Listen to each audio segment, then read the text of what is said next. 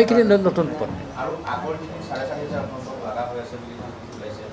নহয় মানে আগৰ সেইখিনি নতুন পদ যিটো 4,500 লগা হৈ আছিল নহয় সেইখিনি আমি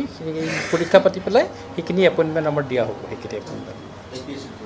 APSC থ্ৰুদি আমাৰ থ্ৰুদি নহয় এইবাৰ তাৰমানে কিবা কিবি পেপাৰ চেপাৰ কিবা কথা ওলালে বা আমাৰ হেৰি কৈছে যে আমি এতিয়া গোটেইবোৰ আমি APSC থ্ৰুদি হ'ব আমাৰ ইঞ্জিনিয়াৰৰ এপইণ্টমেণ্টটো হ'ব সেইখিনিও আমাৰ APSC থ্ৰুদি হ'ব আৰু এতিয়া আমাৰ থ্ৰুদি এতিয়া একো নহয় দুটা হ'ব Grade-3 Grade-4 হ'ব তাৰ পৰা আমাৰ মানে ইঞ্জিনিয়াৰৰ যিখিনি হ'ব সেইখিনি এপইণ্টমেণ্টটো হ'ব আৰু সেইখিনি তাৰমানে আমাৰ কাগজ পত্ৰ দিয়া হৈছে আমি এইখিনি সোনকালে হ'ব বুলি আমি ভাবিছোঁ আমাৰ মানুহখিনি আমাৰ এপইণ্টমেণ্টটো আমাৰ হ'বই আৰু এপইণ্টমেণ্টটো খালি এইবাৰ তাৰমানে এটা নিয়ম কৰিছে কি আমি APSC থ্ৰুদি আমাৰ এপইণ্টমেণ্টটো হ'ব এইবোৰ তাৰমানে আমি নিজে পৰীক্ষা পাতি নকৰোঁ আমি ইতিমধ্যে APSCক আমি তেওঁলোকৰ মানে হেৰি ডাটাখিনি দি দিছোঁ আৰু APSCয়ে ন'টিচ ওলাব আৰু আমাৰ এপইণ্টমেণ্টটো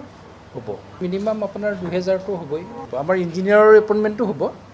সেইখিনিও আমাৰ APSC থ্ৰুদি হ'ব আৰু এতিয়া আমাৰ থ্ৰুদি এতিয়া একো নহয়